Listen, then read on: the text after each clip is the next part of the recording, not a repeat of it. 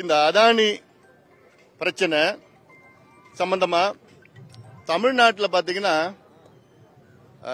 காது கிழிகிற அளவுக்கு அமைதி நிலவுகிறது.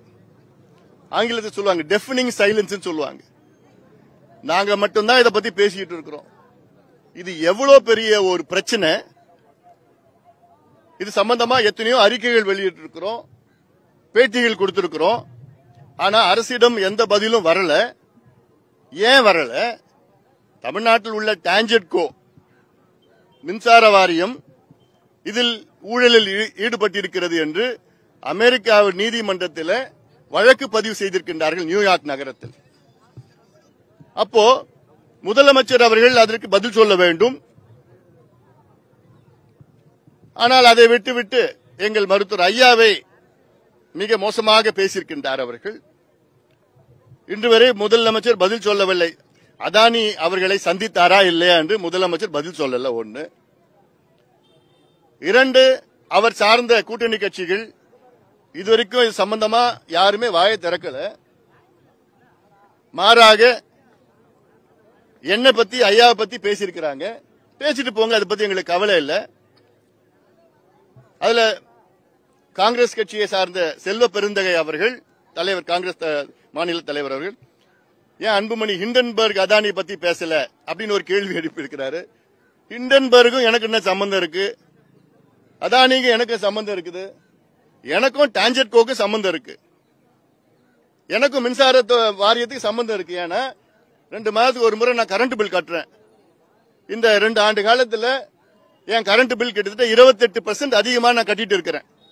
ஏன்னா இவங்க செஞ்ச ஊழல்னால, இவங்க அதானிக்கு கூடுதலாக விலைக்கு மின்சாரம் வித்ததுனால, இவ்வளவு காலமா நடந்த ஊழல்னால நான் என்னுடைய கரண்ட் பில் அதிகமா கட்டிட்டு இருக்கிறேன். நான் என்னை போன்று தமிழ்நாட்டில் கிட்டத்தட்ட 2 கோடி குடும்பம் அதிகம் இவங்க செய்த ஊழல்னால, தொடர்ந்து செய்து கொண்டிருக்கின்ற ஊழல்னால. அதனால எனக்கு சம்பந்தம் இருக்கு. நான் பேசுவேன். நான் என்ன அதானி எனக்கு நான் மாமனா மச்சானா? அதானிய விசாரணை பண்ணுங்க. அதானிய சிபிஐ விசாரணை பண்ணுங்க, FBI பண்ணுங்க, இடி பண்ணுங்க, இன்கம் டாக்ஸ் பண்ணுங்க, ஏன் ஜேபிசி கூட வச்சுட்டு போங்க.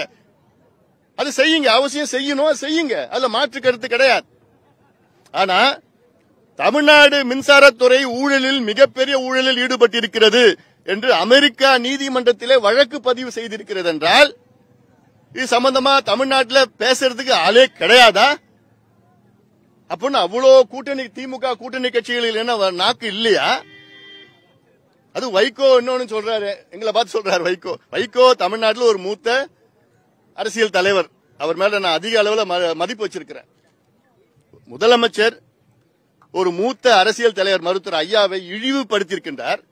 அதை பற்றி வைகோ அவர்கள் ஒரு வார்த்தை கூட பேசல.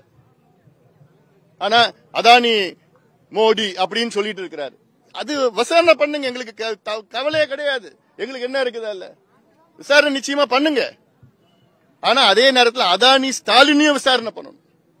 அதானி ஸ்டாலின் சீக்ரெட் மீட்டிங் ஒன்னு 2 நாளுக்கு முன்பு நேஷனல் ட்ரெண்டிங், இது தேசிய லெவலில் நம்பர் 1 ட்ரெண்டிங். நேஷனல் லெவல்ல 1,17,000 ட்வீட் வந்தது.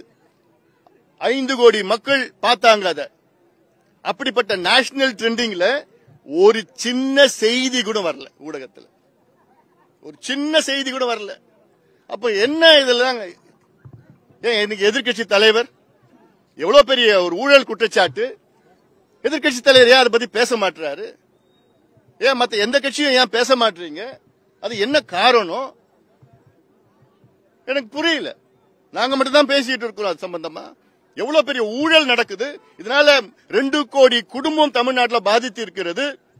இதனால மின்சாரத்துறை தொடர்ந்து நட்டத்தில் இயங்கிட்டு இருக்குது.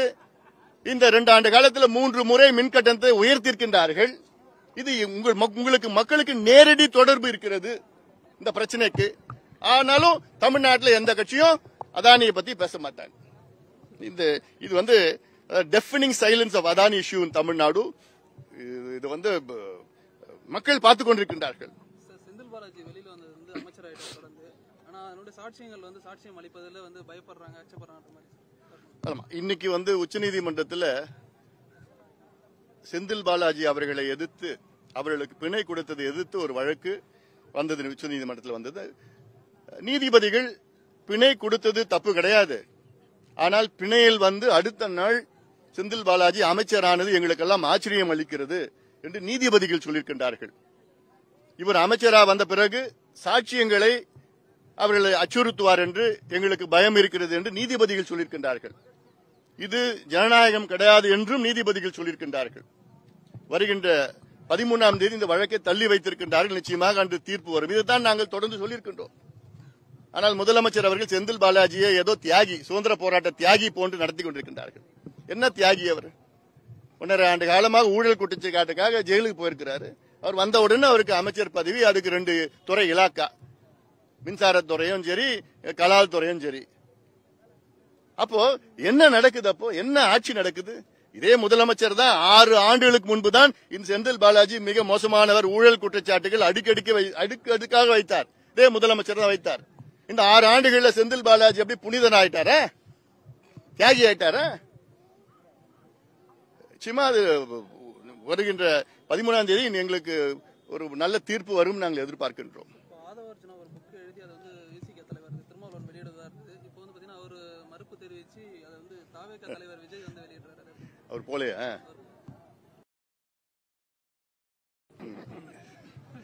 அதாவது அண்ணல் அம்பேத்கர் அவர்கள் ஒரு தேசிய தலைவர், எங்கள் கட்சியினுடைய கொள்கை வழிகாட்டி, ஐடியலாக். அவரை ஒரு சிலர் ஏதோ பட்டியலின தலைவராக அது போன்ற ஒரு தோற்றத்தை உருவாக்கி கொண்டிருக்கின்றார்கள். அவர் பட்டியலின தலைவர் மட்டும் கிடையாது, அவர் வந்து ஒரு தேசிய தலைவர். மகாத்மா காந்தியை போன்ற ஒரு தலைவர் அம்பேத்கர் அவர்கள். அவர் புத்தகத்தை வெளியிடுவதில் இதைவிட ஒரு மகிழ்ச்சி, இதே ஒரு சந்தோஷம் என்ன இருக்குமா? அந்த நிகழ்ச்சியை திருமாவளவன் அவர்கள் புறக்கணிக்கிறார் என்றால் அப்போ அண்ணல் அம்பேத்கருக்கு அவர் கொடுக்கின்ற மரியாதை அவ்வளவுதானா? அவர் சிந்திக்க வேண்டும். அண்ணல் அம்பேத்கரா அல்லது திமுக கூட்டணியா? அது யார் வேணா பண்ணிட்டு போட்டோம், அதனால என்ன இருக்கு? ஒரு பக்கம் அண்ணல் அம்பேத்கர் இருக்கிறார், இன்னொரு பக்கம் திமுக கூட்டணி இருக்கு. அது எதை தேர்வு செய்ய போகிறார் என்று எங்களுக்கு தெரியல. பார்த்துதான் நமக்கு தெரிய போறோம்.